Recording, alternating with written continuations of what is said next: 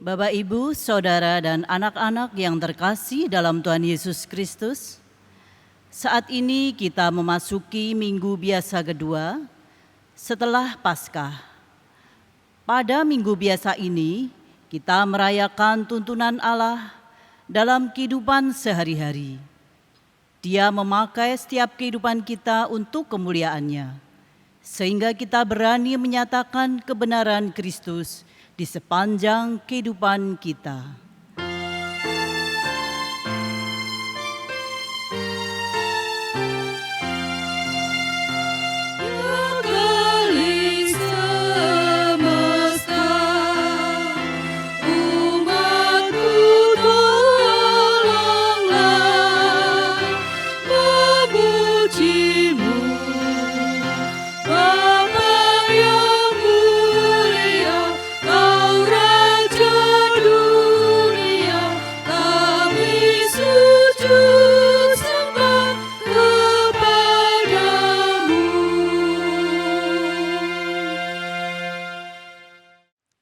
Pertolongan kita datang dari Tuhan Pencipta langit dan bumi.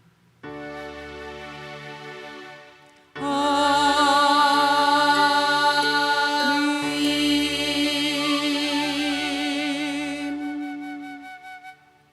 Kasih dan damai dari Allah Bapa, Putra, dan Roh Kudus besertamu.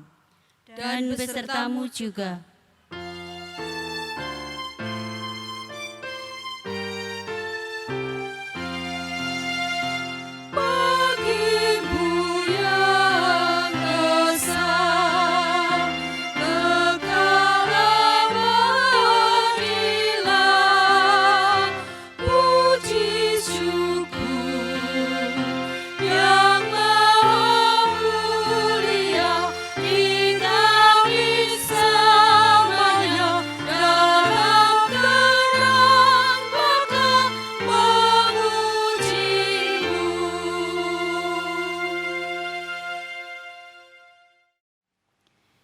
Kita mengingat sabdanya di dalam 1 Yohanes 4 ayat 7 sampai 8. Demikian, saudara-saudaraku yang tercinta, marilah kita mengasihi satu sama lain, sebab kasih berasal dari Allah.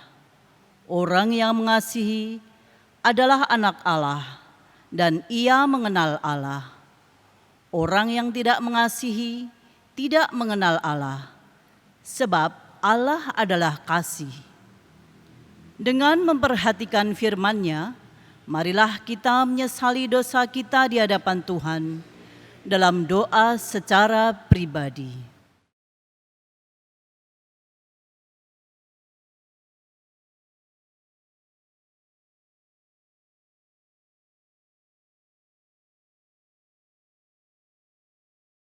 Tuhan, ampunilah kami, sebab kami belum mampu melakukan kasih sebagaimana yang Tuhan ajarkan kepada kami. Tuntunlah langkah kehidupan kami, agar senantiasa berpadanan dengan panggilan-Mu. Amin.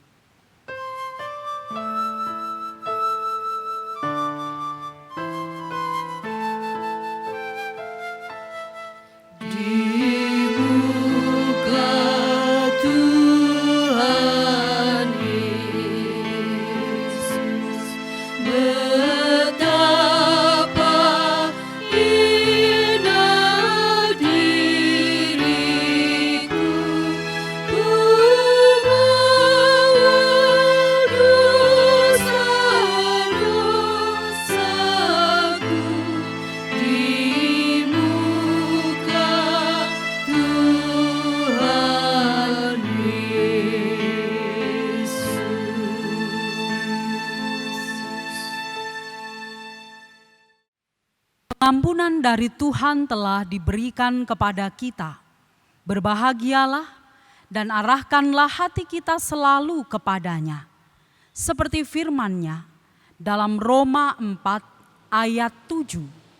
Berbahagialah orang yang kesalahannya dimaafkan dan dosa-dosanya diampuni Allah. Demikianlah berita anugerah dari Tuhan. Syukur kepada Allah. Kasih Tuhan memenuhimu Dan memenuhimu juga.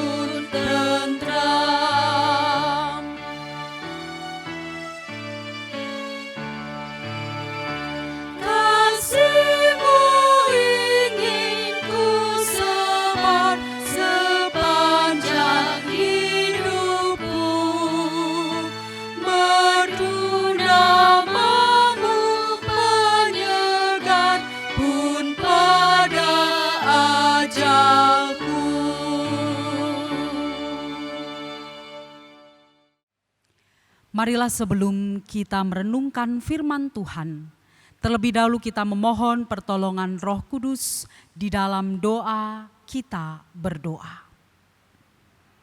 Kami datang pagi hari ini dalam syukur kepadamu, karena Engkau senantiasa memelihara kehidupan kami sampai dengan hari ini tanpa kurang suatu apapun. Saat ini Tuhan, kami mengarahkan hati kami kepada kebenaran-Mu.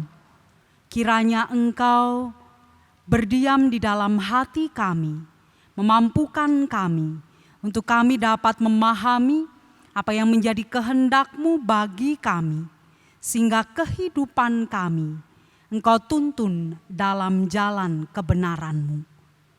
Urapilah hamba-Mu yang akan menyampaikan firman-Mu. Kiranya apa yang dinyatakannya, semuanya itu hanyalah berasal dari kuasa-Mu saja. Berfirmanlah ya Tuhan, karena kami telah siap sedia untuk mendengarkannya. Dalam Kristus Yesus Sang Firman yang hidup, kami berdoa. Amin. Bacaan pertama terdapat di dalam Yeremia 20 ayat 7 sampai 13. Yeremia 20 ayat 7 sampai 13. Engkau telah membujuk aku ya Tuhan, dan aku telah membiarkan diriku dibujuk. Engkau terlalu kuat bagiku, dan Engkau menundukkan aku. Aku telah menjadi tertawaan sepanjang hari. Semuanya mereka mengolok-ngolokkan aku.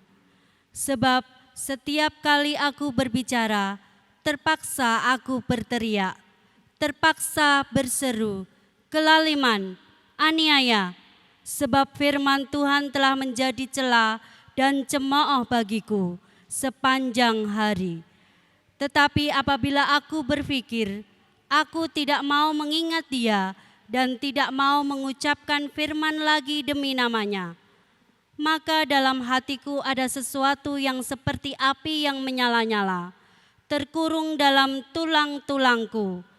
Aku berlelah-lelah untuk menahannya, tetapi aku tidak sanggup. Aku telah mendengar bisikan banyak orang, kegentaran datang dari segala jurusan. Adukanlah dia, kita mau mengadukan dia. Semua orang sahabat karibku mengintai apakah aku tersandung jatuh. Barangkali ia membiarkan dirinya dibujuk, sehingga kita dapat mengalahkan dia dan dapat melakukan pembalasan kita terhadap dia. Tetapi Tuhan menyertai aku seperti pahlawan yang gagah. Sebab itu, orang-orang yang mengejar aku akan tersandung jatuh, dan mereka tidak dapat berbuat apa-apa. Mereka akan menjadi malu sekali, sebab mereka tidak berhasil. Suatu noda yang selama-lamanya tidak terlupakan. Ya Tuhan semesta alam, yang menguji orang benar, yang melihat batin dan hati, biarkanlah aku melihat pembalasan-Mu terhadap mereka, sebab kepadamu-lah kuserahkan perkaraku. Menyanyilah untuk Tuhan, pujilah Tuhan, sebab Ia telah melepaskan nyawa orang miskin dari tangan orang-orang yang berbuat jahat. Demikianlah sabda Tuhan. Syukur kepada Allah. Bacaan tanggapan diambil dari Mazmur 69 ayat 7 sampai 10, dilanjutkan dengan ayat 16 sampai 18. Mazmur 69 ayat 7 sampai 10 dilanjutkan dengan ayat 16 sampai 18, dibaca secara litani. Janganlah mendapat malu oleh karena aku, orang-orang yang menantikan Engkau, ya Tuhan Allah semesta alam. Janganlah kena noda oleh karena aku, orang-orang yang mencari Engkau, ya Allah Israel. Sebab oleh karena Engkaulah aku menanggung celah, noda meliputi mukaku. Aku telah menjadi orang luar bagi saudara-saudaraku, orang asing bagi anak-anak ibuku. Sebab cinta untuk rumah-Mu menghanguskan aku, dan kata-kata yang mencela Engkau telah menimpa aku. Janganlah gelombang air menghanyutkan aku, atau tubir menelan aku, atau sumur menutup mulutnya di atasku. Jawablah aku ya Tuhan, sebab kasih setia-Mu baik. Berpalinglah kepadaku menurut rahmat-Mu yang besar. Janganlah sembunyikan wajah-Mu kepada hamba-Mu, sebab aku tersesak, segeralah menjawab aku. Bacaan kedua dari kitab Roma 6 ayat 1 sampai 11. Kitab Roma 6 ayat 1 sampai 11. Yang demikian firman Tuhan. Jika demikian, apakah yang hendak kita katakan? Bolehkah kita bertekun dalam dosa supaya semakin bertambah kasih karunia itu? Sekali-kali tidak. Bukankah kita telah mati bagi dosa? Bagaimanakah kita masih dapat hidup di dalamnya? Atau tidak tahukah kamu bahwa kita semua yang telah dibaptis dalam Kristus telah dibaptis dalam kematiannya? Dengan demikian kita telah dikuburkan bersama-sama dengan Dia oleh baptisan dalam kematian, supaya sama seperti Kristus telah dibangkitkan dari antara orang mati oleh kemuliaan Bapa. Demikian juga kita akan hidup dalam hidup yang baru. Sebab jika kita telah mati satu dengan apa yang sama dengan kematiannya, kita juga akan menjadi satu dengan apa yang sama dengan kebangkitannya. Karena kita tahu bahwa manusia lama kita telah turut disalibkan, supaya tubuh dosa kita hilang kuasanya, agar jangan kita menghambakan diri lagi kepada dosa. Sebab siapa yang telah mati, ia telah bebas dari dosa. Jadi jika kita telah mati dengan Kristus, kita percaya bahwa kita akan hidup juga dengan Dia. Karena kita tahu bahwa Kristus sesudah Ia bangkit dari antara orang mati, tidak mati lagi. Maut tidak berkuasa lagi atas Dia. Sebab kematiannya adalah kematian terhadap dosa. Satu kali dan untuk selama-lamanya, dan kehidupannya adalah kehidupan bagi Allah. Demikianlah kehendaknya kamu memandangnya, bahwa kamu telah mati bagi dosa, tetapi kamu hidup bagi Allah dalam Kristus Yesus. Demikianlah sabda Tuhan. Syukur kepada Allah. Bacaan Injil pada pagi hari ini dinyatakan di dalam Injil Matius pasal yang ke-10 ayat 24 sampai dengan 39. Matius 10 ayat 24 sampai dengan 39. Demikianlah kesaksian Injil menurut Matius. Seorang murid tidak lebih daripada gurunya, atau seorang hamba daripada tuannya. Cukuplah bagi seorang murid jika ia menjadi sama seperti gurunya, dan bagi seorang hamba jika ia menjadi sama seperti tuannya. Jika tuan rumah disebut Beelzebul, apalagi seisi rumahnya. Jadi janganlah kamu takut terhadap mereka, karena tidak ada sesuatu pun yang tertutup yang tidak akan dibuka, dan tidak ada sesuatu pun yang tersembunyi yang tidak akan diketahui. Apa yang kukatakan kepadamu dalam gelap, katakanlah itu dalam terang, dan apa yang dibisikkan ke telingamu, beritakanlah itu dari atas atap rumah. Dan janganlah kamu takut kepada mereka yang dapat membunuh tubuh, tetapi yang tidak berkuasa membunuh jiwa. Takutlah terutama kepada Dia yang berkuasa membinasakan baik jiwa maupun tubuh di dalam neraka. Bukankah burung pipit dijual 2 ekor seduit, namun seekor pun daripadanya tidak akan jatuh ke bumi di luar kehendak Bapamu. Dan kamu, rambut kepalamu pun terhitung semuanya. Sebab itu, janganlah kamu takut, karena kamu lebih berharga daripada banyak burung pipit. Setiap orang yang mengakui aku di depan manusia, aku juga akan mengakuinya di depan Bapa-Ku yang di sorga. Tetapi barang siapa menyangkal aku di depan manusia, aku juga akan menyangkalnya di depan Bapa-Ku yang di sorga. Jangan kamu menyangka bahwa aku datang untuk membawa damai di atas bumi. Aku datang bukan untuk membawa damai, melainkan pedang. Sebab aku datang untuk memisahkan orang dari ayahnya, anak perempuan dari ibunya, menantu perempuan dari ibu mertuanya, dan musuh orang ialah orang-orang seisi rumahnya.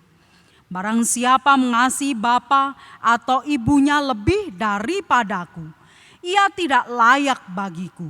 Dan barang siapa mengasihi anaknya laki-laki atau perempuan lebih daripadaku, ia tidak layak bagiku. Barang siapa tidak memikul salibnya dan mengikut aku, ia tidak layak bagiku. Barang siapa mempertahankan nyawanya, ia akan kehilangan nyawanya. Dan barang siapa kehilangan nyawanya karena aku, ia akan memperolehnya. Demikianlah Injil Yesus Kristus. Yang berbahagia ialah mereka yang merenungkan firman-Nya dan memeliharanya. Haleluya.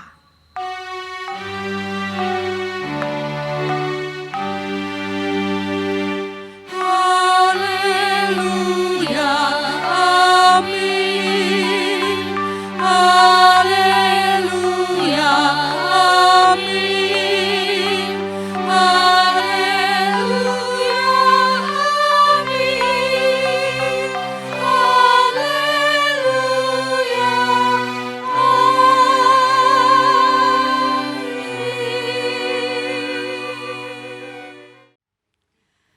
Bapak, Ibu, saudara-saudari, dan anak-anak yang terkasih, berapa lama kita menjadi orang Kristen? Bagaimanakah perjalanan kehidupan kita sebagai orang Kristen? Bagaimanakah kita menghayati Kristus dalam setiap kehidupan kita? Sadarkah kita dengan panggilan sebagai para pengikutnya? Atau sampai dengan hari ini, apakah kita kecewa menjadi pengikutnya? Kidung Jemaat 375, saya mau ikut Yesus. Setiap syairnya menjelaskan kepada kita secara jelas apa konsekuensi mengikut Yesus dan hidup dalam Kristus. Mari kita hayati syair demi syair. Kidung Jemaat 375, saya mau ikut Yesus. Saya mau ikut Yesus. Saya mau ikut Yesus sampai selama-lamanya. Meskipun saya susah menderita dalam dunia, saya mau ikut Yesus sampai selama-lamanya. Lagu Saya Mau Ikut Yesus menggambarkan suatu kesediaan, kerelaan, kepasrahan menjadi pengikut Yesus. Apapun rintangan dan halangannya, seorang pengikut Kristus konsisten di dalam menghidupi jalan hidup seperti Kristus. Kita tidak akan pernah kecewa menjadi pengikut Kristus apapun keadaan kita. Setiap hari kita semakin diteguhkan dan dikuatkan untuk terus konsisten hidup dalam Kristus, hidup seperti Kristus. Apalagi jika kita mengingat di tengah situasi pandemi COVID-19 yang tidak menentu seperti sekarang ini, di mana kita harus melakoni gaya hidup baru atau kebiasaan yang baru. Kita sekalian dipanggil untuk konsisten hidup menjalani dengan bertanggung jawab. Jangan menyepelekan keadaan. Kita dipanggil untuk mematuhi protokol kesehatan. Kita dipanggil untuk menghargai keberadaan orang lain dengan menjaga keselamatan hidup orang lain. Bapak, Ibu, saudara-saudari dan anak-anak yang terkasih, perikop Injil yang menjadi bacaan kita pada minggu ini adalah bagian perikop yang berbicara tentang penganiayaan yang akan dialami oleh para murid pada waktu itu. Dalam konteks bacaan Injil kita, Tuhan Yesus menggambarkan dua hal yang akan dihadapi oleh para murid dalam perutusannya. Kedua hal itu dapat membuat para murid menjadi tidak setia dalam pemberitaan Injil kebenaran Kristus. Dan dua hal tersebut adalah yang pertama, Beelzebul, seperti yang dinyatakan dalam ayat 25. Cukuplah bagi seorang murid jika ia menjadi sama seperti gurunya, dan bagi seorang hamba jika ia menjadi sama seperti tuannya. Jika tuan rumah disebut Beelzebul, apalagi seisi rumahnya. Beelzebul dalam bahasa Ibrani berasal dari kata Baal yang berarti tuan, dan Zewuf yang berarti lalat. Beelzebul adalah penghulu setan iblis, pendakwa, penghasut. Beelzebul dapat dimaknai sebagai suatu kuasa besar yang dapat mempengaruhi kehidupan manusia untuk menyimpang dari kehendak Allah. Lalu bagaimana dalam konteks kehidupan kita? Apa Beelzebul dalam konteks kehidupan kita? Atau siapa itu Beelzebul yang dapat menghasut, mempengaruhi kita untuk meninggalkan Tuhan? Beelzebul dalam konteks kehidupan kita bisa dalam wujud harta, tahta, kemolekan, ketampanan. Dan hati-hati, Beelzebul pun juga bekerja dalam hati kita untuk menggoda dan mempengaruhi kita agar kita meninggalkan panggilan kesetiaan hidup dalam Kristus. Beelzebul adalah sebuah kuasa yang menjadi ancaman internal di dalam diri kita. Yang kedua, pembunuh tubuh. Seperti yang dinyatakan dalam ayat 28. Dan janganlah kamu takut kepada mereka yang dapat membunuh tubuh, tetapi yang tidak berkuasa membunuh jiwa. Takutlah terutama kepada Dia yang berkuasa membinasakan baik jiwa maupun tubuh di dalam neraka. Hal ini menunjuk kepada setiap orang yang memiliki kekuasaan untuk melakukan tindakan penindasan, penganiayaan, bahkan juga pembunuhan kepada para pengikut Yesus. Orang-orang tersebut ada dalam diri orang-orang yang tidak menyukai berita kebenaran Injil Kristus. Mereka bisa melakukan apa saja, bahkan sesuatu hal yang terburuk. Dan ancaman ini menjadi ancaman eksternal di luar kita. Bapak, Ibu, saudara-saudari dan anak-anak yang terkasih, dalam ayat 26, Tuhan Yesus memberikan kekuatan kepada para murid. Mereka tidak boleh takut, karena tidak ada sesuatu yang tertutup yang tidak akan dibuka, dan tidak ada sesuatu yang tersembunyi yang tidak akan diketahui. Arti dari perkataan Yesus itu bahwa kebenaran pasti akan menang. Para murid diajar untuk memiliki ketakutan kepada Tuhan. Sebenarnya dua hal tentang Beelzebul dan juga pembunuh tubuh adalah suatu kuasa yang terbatas. Namun kita harus ingat Tuhan memiliki kuasa yang tak terbatas.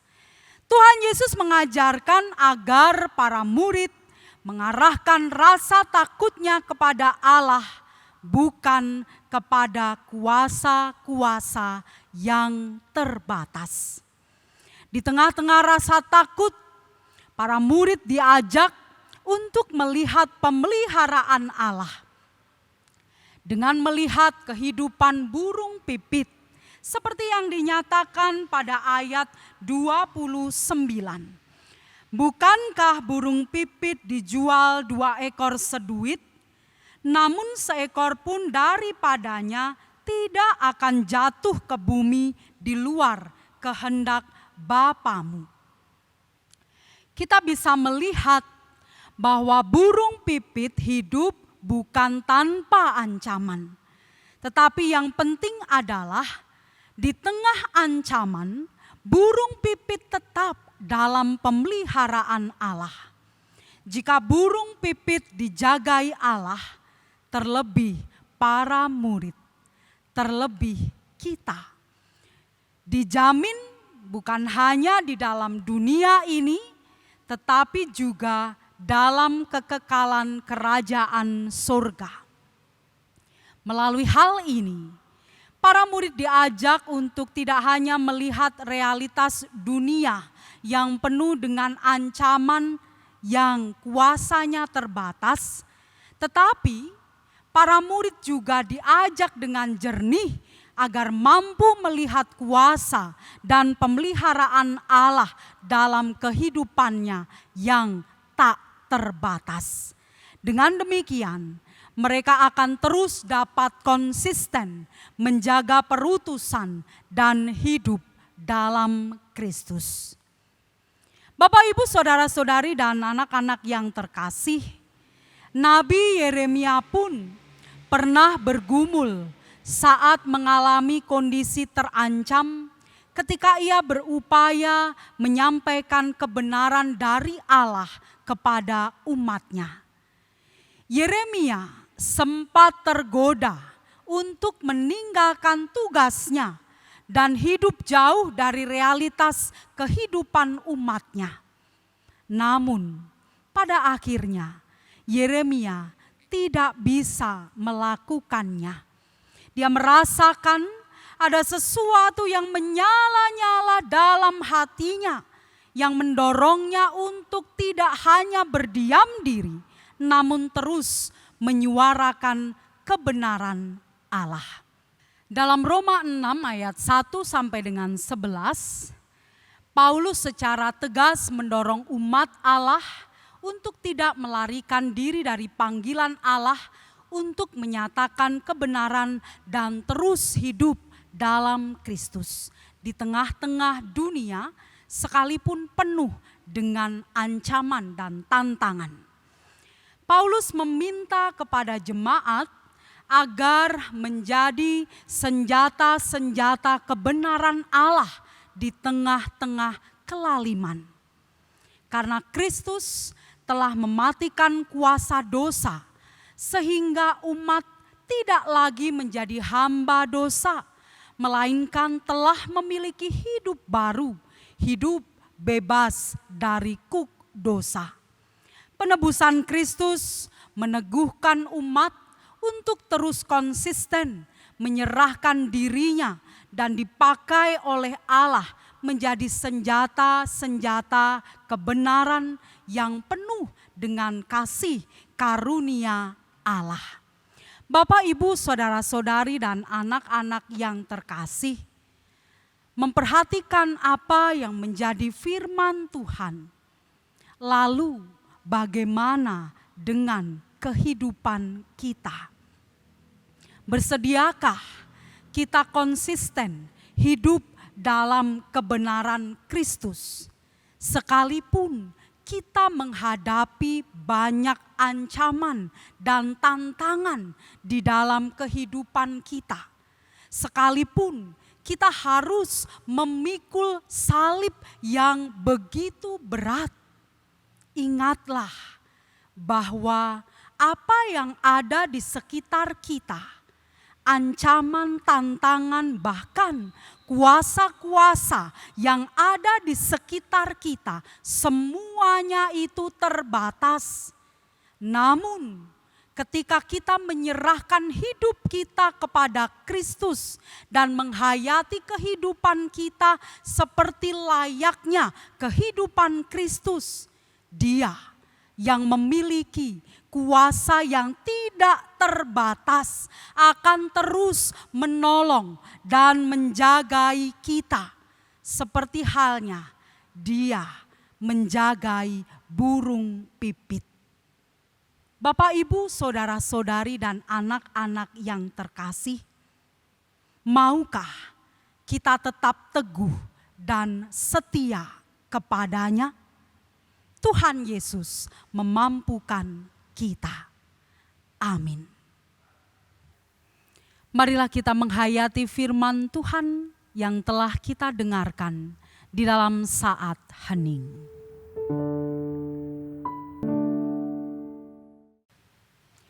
Marilah kita menyatukan hati di dalam doa syafaat kita. Kita berdoa. Kami datang kepadamu Tuhan. Kami bersyukur bahwasanya Engkau terus memelihara kehidupan kami sampai dengan hari ini. Engkau masih mengizinkan kami bersekutu dalam keindahan cinta kasih keluarga anugerah-Mu. Sekalipun jalan kehidupan kami penuh dengan lika-liku, kami mau terus setia kepadamu, menghayati panggilan kami sebagai anak-anak-Mu, sebagai senjata-senjata kebenaran yang selalu hidup seperti Kristus. Oleh sebab itu, tuntunlah kami senantiasa.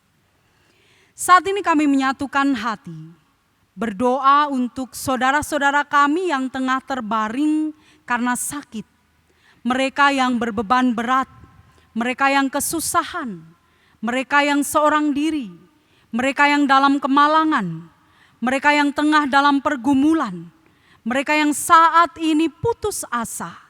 Tuhan, hadirlah dalam kehidupan mereka, kuatkanlah dan teguhkanlah mereka, dan kiranya mereka selalu berada dalam topangan tangan kuasa-Mu. Kami serahkan, terkhusus anak-anak kami, yang saat ini tengah mencari sekolah, mencari pekerjaan, mengharapkan pasangan hidup. Tuhan memelihara mereka dan menyediakan masa depan yang indah bagi mereka. Ajarilah mereka selalu berserah dan mengandalkan Tuhan dalam setiap keadaan mereka. Kami pun menyerahkan tata kehidupan kami, di mana kami akan menjalani tata kehidupan yang baru, new normal dalam hari-hari kami ke depan. Kiranya Tuhan memampukan kami untuk dapat menjalaninya dengan bertanggung jawab dalam ketaatan, kedisiplinan dengan disertai rasa takut akan Tuhan. Sertailah gereja-Mu yang akan kembali menata pelayanannya. Kiranya majelis gereja dapat mengambil langkah hati-hati dan bijaksana demi kebaikan seluruh umat-Mu. Jauhkanlah kami dari segala mara bahaya dan pencobaan. Inilah Tuhan seru doa kami. Kami serahkan dalam Kristus Yesus yang telah mengajarkan kepada kami doa Bapa kami.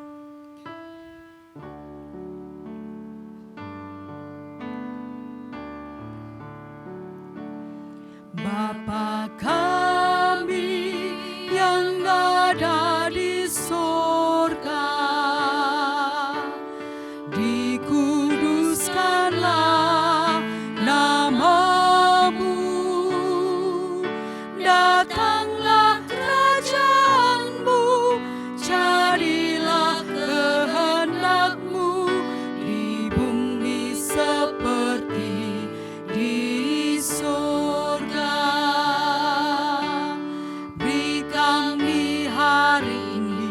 Makanan yang secukupnya, ampuni salah kami, seperti kami ampuni yang bersalah pada kami. Jangan bawa kami dalam pencobaan, melainkan lepaskan kami dari yang jahat, sebab Kaulah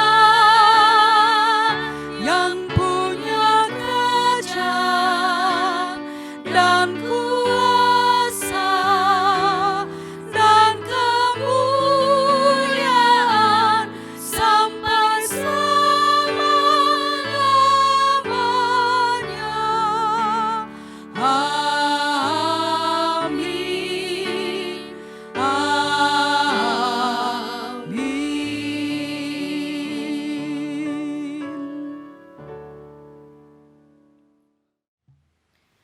Marilah bersama dengan umat percaya di seluruh penjuru dunia dan di berbagai abad serta tempat, kita memperbarui iman kita dengan mengucapkan pengakuan iman rasuli yang demikian.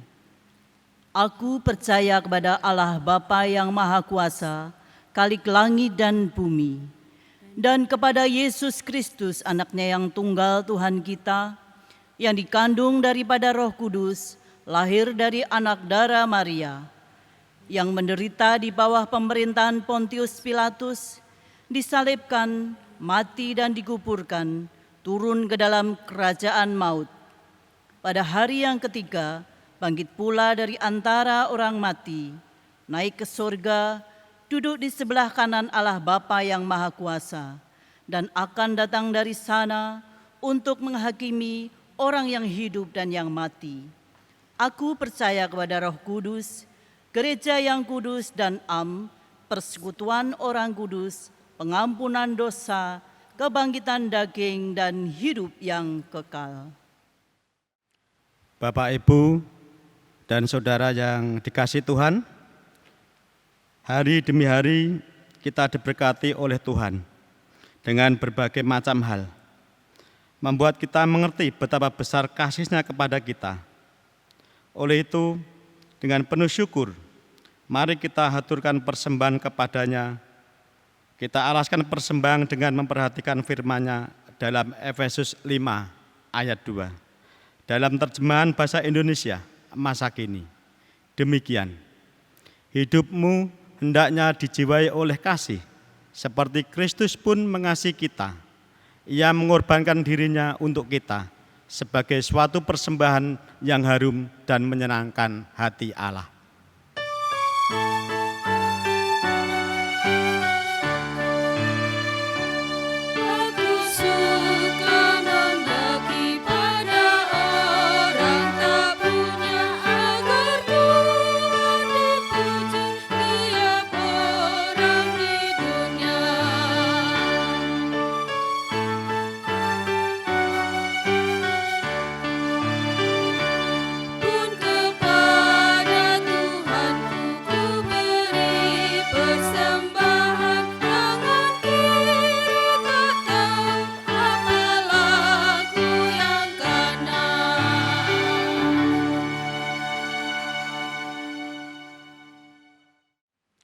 Bapak, Ibu, serta saudara yang terkasih dalam Tuhan, mari kita haturkan persembahan bagi Tuhan, kami hantarkan.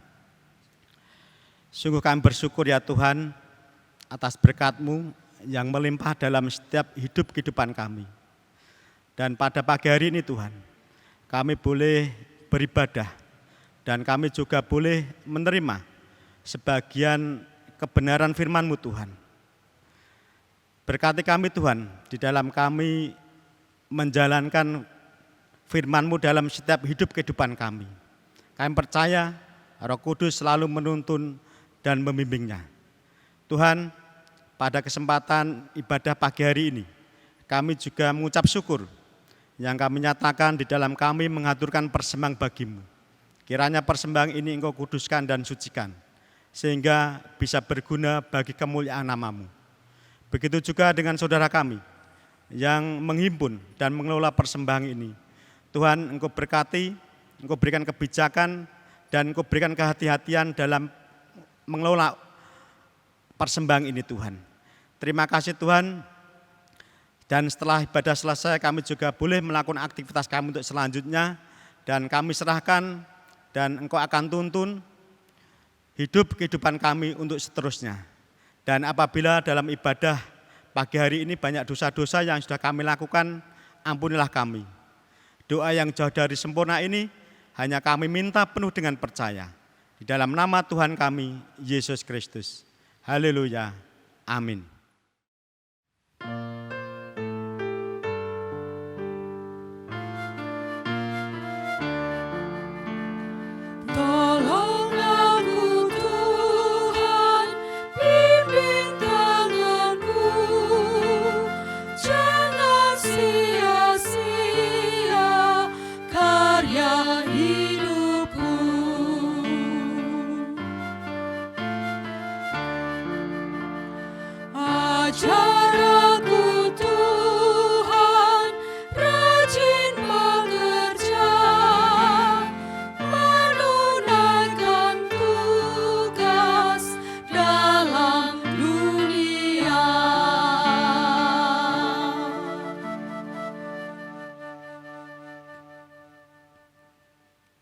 Arahkanlah langkah hidupmu bersama Kristus. Kami mengarahkan langkah kehidupan kami bersama Kristus. Jadilah saksi-saksi Injil Kristus. Dalam penyertaan Tuhan Yesus Kristus, kami bersaksi untuk Injil-Mu. Kita akhiri ibadah ini dengan sukacita di dalam damai sejahtera Tuhan. Terimalah berkat-Nya. Tuhan memberkati saudara dan melindungi saudara. Tuhan menyinari saudara dengan wajah-Nya dan memberi saudara kasih karunia. Tuhan menghadapkan wajah-Nya kepada saudara dan memberi saudara damai sejahtera. Amin.